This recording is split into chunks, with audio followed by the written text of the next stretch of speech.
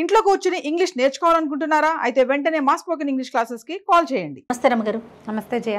రమగారు, ఏదన్నా సరదాగా ఉండే చందమామ కథ ఒకటి చెప్పండి. అత్యాస కథ చెప్తా. చెప్పండి. పల్లెటూరులో ఇదివరకు బిచ్చగాళ్ళు ఉండేవాళ్ళు. ఇది ఎప్పటి సంగతో చెప్తున్నాను నేను. ఊర్లో ఒక బిచ్చగాడు అడుక్కుంటూ ఉండేవాడు. ఏదో రెక్కాడితే కానీ డొక్కాడదు. రెక్కాడటం ఎందులో చూస్తాం మనం? పని చేసుకుంటే పొట్ట పోసుకోవటం. ఇప్పుడు పని చేసుకునేవాడు కాదు బిచ్చగాడు, అది అడుక్కుని పొట్ట పోసుకునేవాడు. ఏ ఊళ్ళో ఏదైనా దొరికితే తినేవాడు. ఇక ఇల్లు వాకిలి ఏమీ లేదు, ఎక్కడ కుదిరితే అక్కడ పడుకునేవాడు. సరే ఏమైంది, ఒక ఊర్లో ఏదో అడుక్కున్నాడు, తిన్నాడు. తిరిగి వస్తూ ఉంటే ఆ పూట పెద్దగా ఏమీ దొరకలేదు ఆహారం. సాయంత్రానికి ఏమీ లేదు. దాని నుంచి ఇంకో ఊరు వెళ్ళాలి. ఆ ఊళ్ళో తిరిగేశాడు, ఇంకా ఆ ఊళ్ళో ఉండకూడదు, అట్లా తిరిగేవాడు అనమాట. ఆ రెండో ఊరికి అడవి వైపుకి ప్రయాణం చేస్తుంటే ఒక ముసలాయన కనిపించాడు. ఎక్కడికి ఏమిటని మాట్లాడుకున్నారు. ఎవరు తోడు లేరు అని చెప్పాడు. నేను ఉంటాగా తోడు, అందాక వస్తానులే పదబాబు అన్నాడు. ఆ ముసలాయన అన్నాడు, ఏమిట్రా నువ్వు ఇంత వీక్గా కనపడుతున్నావు, అంటే బలహీనంగా కనపడుతున్నావు, ఆహారం లేదా, ఇందా ఈ శనగ్గింజ తీసుకో అని ఒక్క శనగ్గింజ వీడి చేతిలో పెట్టాడు. బాగుంది. వీడన్నాడు, ఈ శనగ్గింజతో పొట్ట నిండుతుందా, కడుపు నిండుతుందా, కాలు నిండుతుందా బాబయ్య అన్నాడు. ఏదైనా నిండొచ్చురా, ఏదైనా నిండుతుంది, జాగ్రత్త పెట్టుకో నా మాట విని అన్నాడు. అనేసరికి వీడేం చేశాడు, ఏదో ముసలాడు అంత శ్రద్ధగా ఒక్క గింజ చేతిలో పెడితే పచ్చటిది, అదేంటి నల్ల శనగింజ కంటే మన కాబూలి శనగలు ఉంటాయి కదా, పెద్ద గింజ అనమాట. ఆ గింజని దట్టిలో దోపుకున్నాడు. దోపుకుని ఊరు దాటాడు, అడవి దాటాడు. దాటేసరికల్లా కొంచెం చీకటి పడి 7 గంటల వేళ ఇంకో పల్లెటూరులోకి చేరాడు. ఓ వాకిట్లో ఒక ఆయన ఎవరో అరుగు మీద కూర్చొని పదాలు పాడుకుంటున్నాడు. కనబడ్డాడు. ఎవరు ఏమిటి అని కేకేశాడు. అడుకునేవాడిని బాబయ్య అన్నాడు. అనేసరికల్లా ఏ ఊర్రా అని అడిగాడు ఆయన. అదేదో ఊరండి అన్నాడు. పాపం మన ఊరువాడు కాదు, ఈ ఊళ్ళో వాడికి తిండి తిప్పలు ఎట్లా కానీ, దారా ఏమైనా తిందు కానీ అని కేకేశాడు. కేకేసి అన్నం పెట్టించాడు. బాగుంది. పెట్టించేవాళ్ళమ్మ అప్పట్లో, పాత రోజుల్లో. నాకు కూడా తెలుసు నా చిన్నప్పుడు. అవునా రమగారు? పడుకునేవాళ్ళు అట్లా. ఇక చిలకడ దుంపలు అవి అమ్మటానికి వచ్చిన వాళ్ళకు కూడా అన్నం పెట్టేసేవాళ్ళు. టకుటమారాలు ఇవేవో చాటలు చేయటానికి దానికి వచ్చేవాళ్ళు. ఎవరో ఒకళ్ళు, 2కి 3కి కూడా, లేదా వాళ్ళ అమ్మ అన్నం వండుకుంటాం, కూర ఏంటంటే 3కి 4కి కూర, అంత ఆవకాయ, ఇంత మజ్జిగ పోసేవాళ్ళు.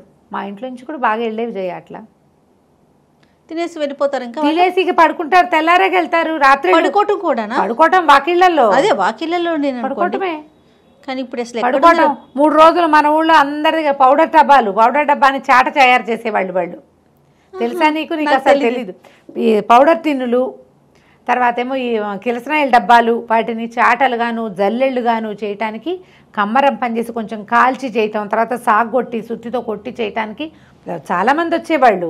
వస్తే వాళ్ళకి ఏముంది, అన్నం వండుకునే వాళ్ళ బియ్యం కూడా వీళ్ళే ఇచ్చేవాళ్ళు. ఇలా వాళ్ళే ఎవరో ఒకళ్ళు. అదేలేండి. ఎవరింట్లో ఎక్కువ పని ఉంటే వాళ్ళు ఇచ్చేవాళ్ళు. ఊళ్ళో వాళ్ళందరూ వచ్చి అక్కడ చేయించుకునేవాళ్ళు. కత్తులు సానాలు చేయటానికి కూడా మనుషులు వచ్చేవాళ్ళు. ఇట్లా వీళ్ళు పని చేసుకునేవాళ్ళు. బిచ్చగాళ్ళకు కూడా అట్లాగే అన్నం పెట్టేవాళ్ళు. వీళ్ళు పని చేసుకుని 10 రూపాయలు సంపాదించుకుని వెళ్ళేవాళ్ళు. అన్నానికి ఇక్కడ ఉన్న ఊళ్ళో ఉన్న వాళ్ళ మీదే ఆసరా పడేవాళ్ళు. మా ఇంట్లో అలా ఇచ్చేవాళ్ళు. నాకు బాగా గుర్తు. పల్లెటూర్లమ్మా, ఇది నా ఘనత కాదు, ఇది ఊళ్ళలో ప్రతి వాళ్ళకి తెలుస్తాయి ఇవి. పల్లెటూరు జీవితాలు 50 ఏళ్ల క్రితం జీవితాలు తెలిసిన వాళ్ళకి అందరికీ తెలిసిన వ్యవహారమే. ఇలా ఎవరైనా బాబయ్య రాత్రిపూట అన్నం దొరకలేదంటే ఎవరో ఒకళ్ళు ఏముంది రేపొద్దుటికి ఉంచుకున్న అన్నం పడేసేవాళ్ళు, ఈ పూటకి అన్నం పెట్టేసేవాళ్ళు. అన్నం తింటే ఆ బయట ఎక్కడో గావంచా పరుచుకుని పడుకునేవాళ్ళు. పడుకోరా అన్నారు. అనేసరికల్లా సరే వాళ్ళ అరుగు మీద పడుకున్నాడు. పడుకునేటప్పుడు ఏం చేశాడు, ఈ నడుముకు ఒక దట్టి లాంటి తలక ఒకటి ఉంది కదా, అది మడత పెట్టింది. అయితే వాళ్ళు చాప ఇచ్చారు, చింకి చాప కింద ఆ తలగుడ్డ కింద శనగ్గింజని పెట్టు పడుకున్నాడు. ఏమనుకున్నాడు, ఈ శనగ్గింజ ఏదో మహత్యం ఉంది దీనికి, లేకపోతే ఎవరైనా మనకి అడిగితే అన్నం పెడతారు, పిలిచి అన్నం పెట్టేవాళ్ళు ఉన్నారా? దారా తిందుగానని పిలిచాడు, కూర మజ్జిగ వేసి అన్నం పెట్టారు. నిన్నటిదో మొన్నటిదో ఒక స్వీట్ ముక్క కూడా వేశారు. హాయిగా ఎక్కడ చెట్టు కింద పడుకోకుండా అరుగు మీద పురుగు పుట్రా లేకుండా హాయిగా పడుకొని ఇచ్చారు. మహామహత్తు కలిగింది ఆ శనగ్గింజ. గుర్తించాడు అని అనుకున్నాడు. ఇంతలో ఏమైంది, తెల్లవారేసరికల్లా ఇంకా ఇళ్లలో వాళ్ళు తిరగల, కోళ్ళు తిరుగుతాయి. తెల్లారేసరికల్లా కోళ్ళు తిరగటం మొదలు పెడతాయి.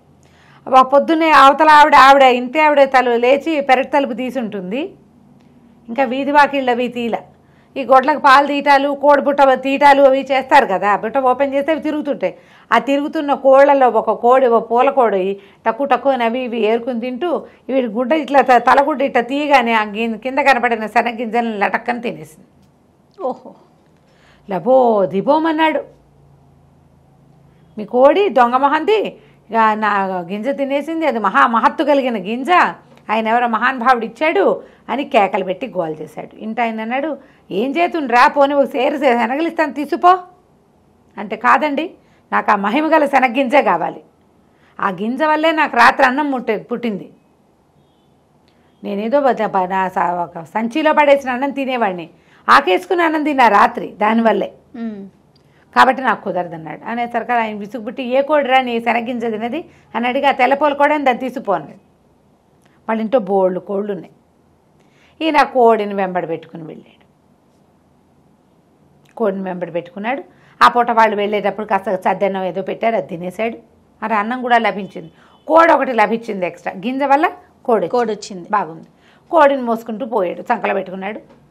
దానికి కొంచెం మనం అలవాటు అవ్వాలి కదా, మధ్యలో ఎక్కడో పడుకున్నప్పుడు దాని కాలుకో తాడు కట్టి ఓ సన్నది గావంచాని పేని సన్నగా వచ్చే ముఖ చించి పేని తాడు కట్టి తన దగ్గరే ఉంచుకున్నాడు. సాయంత్రానికి ఇంకో ఊరు చేరాడు. ఈ ఊళ్ళో చాలా పెద్ద కమత ఉన్న ఒకళ్ళ వాకిట్లో కూర్చున్నాడు. కూర్చుంటే వాళ్ళు అన్నం పెడతామన్నారు. సరే, అక్కడ వాళ్ళవే బోళ్ళు కోళ్ళు తిరుగుతున్నాయి. తన కోడిని కూడా కట్టేసి తన దగ్గర పెట్టుకున్నాడు. వాళ్ళు ముద్ద అన్నం పెట్టారు. వాళ్ళ వాకిట్లో పడుకున్నాడు. పడుకుంటే తెల్లారేసరికల్లా ఏమైంది, తెల్లవారేసరికల్లా వాళ్ళ కోళ్ళ గంప తీశారు. ఊళ్ళల్లో ఇలాగే కదా జరుగుతాయి. ఆ కోళ్ళన్నీ తిరుగుతుంటే వీడి కోడి వీడు కూడా ఏం చేశాడు, కాస్త మాగనగానే ఇద్దరు కళ్ళు తెరిచి కోడి తాడు కూడా తీసేసాడు. అది పోయి అక్కడ ఉన్న కోళ్ళతో తగాదా పెట్టుకుంది. కోళ్ళు ఎక్కరిసి పొట్టాడుకుంటాయి. ఇది అటు పొట్టాడుకుని ఇటు పొట్టాడుకుని అక్కడ వాళ్ళకి బోల్డంత కమతం, బోల్డన్ని ఆవులు గేదెలు గొడ్లు ఉన్నాయి. ఇది పోయి అక్కడ పరిగెడుతూ వాటి కోళ్ళతోటి పరిగెడుతూ ఒక ఆవేయ ఒకటి నుంచుంటే ఆవు పేయ అంటే ఆవు దూడ దాని కాళ్ళ సందులోకి వెళ్ళి అదేమో కంగారు పడి తొక్కేసింది. కోడి కాస్తే చచ్చూరుకుంది. అయ్యో రామ. చచ్చిపోయేసరికల్లా మరి ఏం చేయాలి, బయటకు వచ్చాడు. చూసుకున్నాడు, అమ్మో నా కోడి చచ్చిపోయిందో అని గోల పెట్టాడు. ఇది మహత్తు కలిగిన కోడి, దీనివల్లే నాకు అన్నం పుట్టింది అన్నాడు. వాళ్ళు ఇంకో 4 కోళ్ళు ఇస్తాను తీసుకోరా అన్నారు. ఆహా, చివరికి ఆ ఇంటి ఆయనకి విసుగుపుట్టి, కోడి సరేలే ఇది మేము కూర అనుకుంటాం కానీ ఇప్పుడు అది ఏ 50 అయితే కోడిని తన్నేసిందో తొక్కేసిందో దాన్ని తను తీసుకుపోరా అని. కోడి కాస్త దూడపిల్ల అయింది. దూడపిల్ల అనకూడదు, దూడ అంటేనే పిల్ల, పిల్ల అంటే పిల్ల, 2 పేదాలు ఉండకూడదు, ఆవు దూడ. ఈ దూడ మెడలో పలుపు తాడు ఒకటి కట్టారు, వీటి చేతిలో పెట్టారు. అది పాలు వదిలేసింది, ఆ మాత్రం ఉంది. పాలు తాగే దూడ కాదు, కొంచెం పెరిగింది. సరే, ఆ దూడని వెంబడి పెట్టు తీసుకుపోయాడు. 3వ రోజు ఈసారి ఒక పెద్ద కామంది గారి వాకిట్లో ఆగాడు. వాళ్ళు దూడను చూసి కొంచెం ముచ్చటపడ్డారు. ఆ ఇంట్లో వాళ్ళంతా సరదా పడ్డారు. అబ్బో దూడ వల్లే బాగుందిరా, ఆవు దూడ ఎక్కడ తెచ్చావు ఏమిట్రా, మాకు డబ్బులు ఇస్తాము ఇవ్వరా అంటే, అబ్బాయి లేదండి ఇది చాలా అదృష్ట ఆవు దూడ అన్నాడు. సరే, వాళ్ళు కూడా ఆ దూడకు 2 గడ్డి పరకలేసి వాళ్ళు వీడికి అన్నం పెట్టారు. రాత్రి పొట్ట నిండిపోతుంది, ఎక్స్ట్రా వస్తున్నాయి. సరే, ఏమైంది, తెల్లారాక వీడికి వాళ్ళు సర్దిపోస్తామన్నారు. దూడ అటు ఇటు తిరుగుతుందని మెళ్ళకు కట్టిన తాడు పలుపు తాడు వదిలేశాడు. అది అటు ఇటు తిరుగుతూ వెళ్ళి గుర్రాలు ఘాట్లో గడ్డి మేస్తుంటే పోయి ఆ గడ్డి పరకలకి ఆశపడి ఆ గుర్రాల వైపుకు పోయింది. పోయేసరికల్లా ఏమైంది, ఒక గుర్రం మహాపెంకె, రణపెంకెది, మామూలు పెంకితనం కాదు దానికి. ఆ పెంకెగా గుర్రం కాస్త అటు ఇటు తిరుగుతున్నటువంటి 50ని వెనకాళ్ళతో ఒక్క తన్ను తన్నింది. ఈ దూడ ఎగిరి అవతల పడి కళ్ళు వాల్చేసింది. రామా, వీడు లబో దిబోమన్నాడు బిచ్చగాడు, బంగారం పడేస్తున్నాడు. బంగారం అంటే 50 ఇటు అయిపోయింది, మేమేం చేతును అంటే, వాడు ఇంకో 50 ఇస్తాను రా, పోనీ ఇక్కడే ఉండు, నువ్వు పని చేసుకుందు కానీ అంటే, పనికి నేను చేయనండి, నాకు వచ్చినాయి ఇవన్నీను, హాయిగా అన్నం వస్తుంది అనేసరికల్లా వాళ్ళకి విసుగుబుట్టి, ఈ మకురు గుర్రం ఇది ఎలాగో మాట వెందు చావదు, గుర్రాన్ని తీసుకుంటావురా అన్నారు. ఇంతుండే ఆవుదూడు ఎక్కడ, అంత ఎత్తుంటే గుర్రం ఎక్కడ, గుర్రాన్ని ఎక్కడైనా అమ్ముకుంటే డబ్బులు వస్తాయి. సరే, ఇది బాగానే ఉందని మరి గుర్రాన్ని తీసుకెళ్తానండి అన్నాడు. గుర్రాన్ని తీసుకుని నడిపించుకుని తీసుకెళ్తా మొదలుపెట్టాడు. ప్రతి వాళ్ళకి వీడి గుర్రం నచ్చుతుంది. ఎంత బాగుందో ఎంత బాగుందో. సరే ఈసారి ఏమైంది, ఒక సత్రానికి వెళ్ళాడు. అయితే వాళ్ళు ఏం చేశారు, వీడికి ₹1 కూడా ఇచ్చారు. గుర్రం ఇచ్చి రూపాయి ఇచ్చారు. ₹1 ఇచ్చారు ఊరికే. ఆ పూట అయితే ఆ రోజు ముందు రోజు అక్కడక్కడ అడుక్కున్న డబ్బులు కూడా ఉన్నాయి, వాడి దగ్గర డబ్బులు ఉన్నాయి కాస్త. ఓ సత్రం దగ్గర ఆగాడు. మరి ఇప్పుడు గుర్రానికి మాలిషు దాణా గీణా కావాలి. ఎవరి వాకిట్లోనే ఆగితే దానికి తిండి వాళ్ళేం పెడతారు? సత్రంలో అయితే తనకు అన్నం పెట్టి తన దగ్గర డబ్బులు ఉన్నాయి కదా, దానికి ఏదో దాణా పెడతారు అనుకున్నాడు. సరే ఏమైంది, ఈ గుర్రాన్ని ఓ పక్కన కట్టేశాడు, లోపలికి వెళ్ళాడు. సత్రం వాళ్ళు చూస్తే ఏమైంది, ఆ సత్రం యజమానికి ఒక పిల్ల ఉంది. వీడికి ఏమొచ్చింది బుద్ధి, ఇప్పటిదాకా వాటంతటా అవి జరిగినాయి. ఏదో ఒకటి చేసి ఈ సత్రం యజమాని మాయ చేస్తే వీళ్ళకు ఒక పిల్ల ఉంది, పిల్ల నుంచి పెళ్లి చేసి తన సత్రంలో ఉంచుకుంటారనుకున్నాడు. ఇప్పటిదాకా కాకతాళీయంగా జరిగినాయి. వీడికి ఆశ పుట్టేసింది. ఇప్పుడు ఆశ పుట్టి ఎలాగైనా ఈ గుర్రాన్ని ఏదో ఒకటి చేసైనా మీ వల్లే అయ్యిందని అనాలనిపించేసింది. అనిపించి సరే ఏం చేశాడు, మా గుర్రానికి దాణా భోజనం పెట్టండి, అవి పెట్టండి, ఇవి పెట్టండి అన్నాడు. ఇతనికి ఒక కూతురు ఉంది కదా, ఈ పిల్ల కొంచెం యాక్టివ్ పిల్ల. అదేం చేసింది, ఓ చెరుగడ తీసుకెళ్ళి ఆ గుర్రానికి అందించింది. ఇది ఒక గట్టు మీద నిలబడే చెరుగడ అందించేసరికల్లా అదేదో ఇట్లా పొరపాటున దాని గొంతులో గుచ్చుకున్నట్టు అయింది. గుర్రం కాస్త మెడవాల్ చేసింది. అది ఆరోగ్యకరమైన గుర్రం కాదు. ఇక వీడు అరిచరిచి కేకలు పెట్టి పోట్లాడాడు. ఇక మామూలుగా పోట్లాడ. సత్రం యజమాని కాదు, అతను గుమస్తా. ఆ సత్రం నడుపుతాడు, జీతం రాళ్ళకే పనిచేస్తాడు. ఏం చేస్తారు వాళ్ళు, గుర్రం ఇంకోటి కావాలంటే ఎక్కడి నుంచి ఇస్తారు, నాకు ఇంకో గుర్రం కావాలన్నాడు. గుర్రం మేము ఇవ్వలేం బాబు, ఏదైనా ఇంకోటి చెప్పండి, ఏదైనా ఇంకోటి చెప్పండి అంటే, అయితే ఓ పని చేయి, నీ పిల్ల ఉంది కదా, నీ పిల్ల వల్లే గుర్రం చచ్చింది కాబట్టి పిల్లనిచ్చి పెళ్లి చేయి మాకు అనేసరికల్లా వాళ్ళు అన్నారు, అట్ట ఎట్ట కుదురుతండి, మీకు వాళ్ళు ఎవరో గుర్రాన్ని తాడొచ్చి ఊడ తెచ్చి మీ చేతిలో పెడితే అది మీ వెనకాల నడిచి వచ్చింది, పిల్ల కదా, పిల్లని అడుగుతాం, మా పిల్ల ఒప్పుకుంటుందో ఒప్పుకోదు, సత్రం గుమాస్తా అయితే ఒప్పుకోవాలి, పిల్లని అడగాల్సిందేనన్నాడు. సరే వాళ్ళ అమ్మంది, అడిగేదేమిటి పిల్లని, అదే ఒప్పుకుంటుంది, ఏం పర్వాలేదులేండి నేను ఒప్పిస్తాగా అంది. అన్నాక ఏమైంది, సరే ఇద్దరు ఏదో మాట్లాడుకున్నారు. మర్నాడు పొద్దున చెప్పింది, అల్లుడు గారు మీ అంత మహానుభావులు ఇంకెవరూ లేరు, మీ గుర్రాన్ని బదులు మా పిల్లని ఒప్పుకున్నారు, మా పిల్ల మాత్రం రాకాశం ఉండ కానీ అది ఒప్పుకోవటం లేదు, ఓ పని చేద్దాం, దాన్ని ఏం చేస్తానంటే సంచిలో వేసి మూట కట్టేస్తా, పిల్లని మోసుకెళ్ళిపోండి మీరు ఎక్కడో చోటికి, ఎక్కడికైనా తీసుకెళ్తే ఇంకా చచ్చినట్టు మీతో పాటే ఉంటుంది, అది రాకాసి పిల్ల విందు మాట. ఇప్పుడు ఇక్కడైతే విందు, మీ దగ్గరికి వచ్చేసాక వెనకేం చేస్తుంది, మరి బస్తా ఒక గోను సంచి వేసి మూట కట్టేస్తానండి, మూట మోసుకెళ్ళండి.